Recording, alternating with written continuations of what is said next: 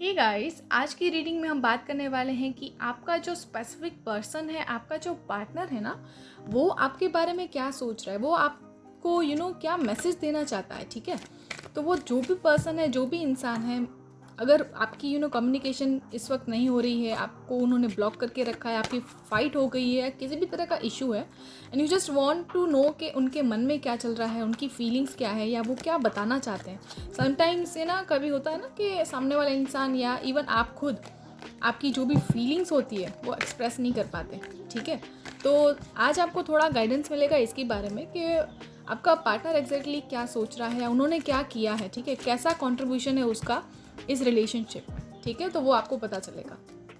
And guys, these are general readings, sometimes it may not resonate to everyone, so just take it as a guidance. Alright, चलिए अब आप अपना question भी पूछ सकते हैं। अगर कोई स्पेसिफिक क्वेश्चन है तो वो भी आप बता सकते हैं, लेकिन जनरली ये जो रीडिंग है होने वाली है, सिंपली ये आपके पार्टनर का दिले हाल मतलब आपकी पार्टनर की जो सिचुएशन है या वो जो एक्शन ले रहे हैं इस वक्त, उनके मन में सिंपली जो चल रहा है उसको थोड़ा रिप्रेजेंट करेगा। ठीक है, तो चलिए देखते हैं क्या आपको मैसेज मिलता है आज। यहाँ पे 3 कार्ड सिलेक्ट करेंगे एंड आपको कोई कार्ड चूज़ नहीं करना है। We would simply read all of those cards. Okay, तो ये है हमारा पहला कार्ड। लेट्स शफल मोर। आपको भी एक चीज़ करनी है, जब भी रिलेशनशिप की बात आती है ना, self love is very important.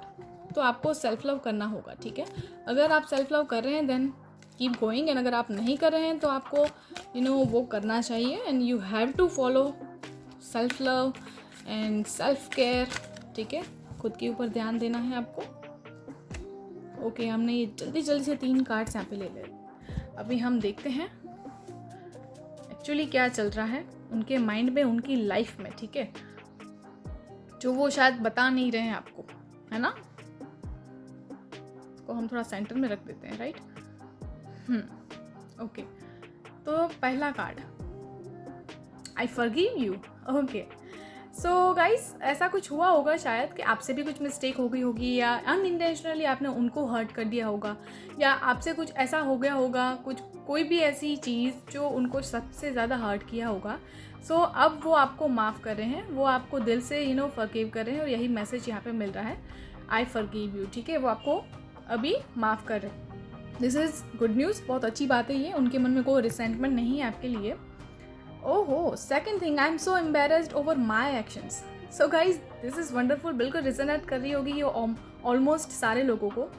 जिस तरह से आपने उनको हर्ट किया तो वो आपको माफ़ कर रहे हैं, एंड इवन वो भी आपसे माफ़ी मांग रहे हैं। वो भी एम्बेरस्ड है, अशैम्ड है जो भी उन्होंने किया। ठीक है, सो उनको भी अपनी गलतियों का एहसास है कहीं ना कहीं। सो ये भी बहुत अच्छी बात है। ये दोनों कार्ड्स बिल्कुल रेजोनेट कर रहे हैं एक दूसरे के साथ, तो बहुत ही अच्छी बात है ये। ठीक है, अब बात करते हैं थर्ड कार्ड के बारे में।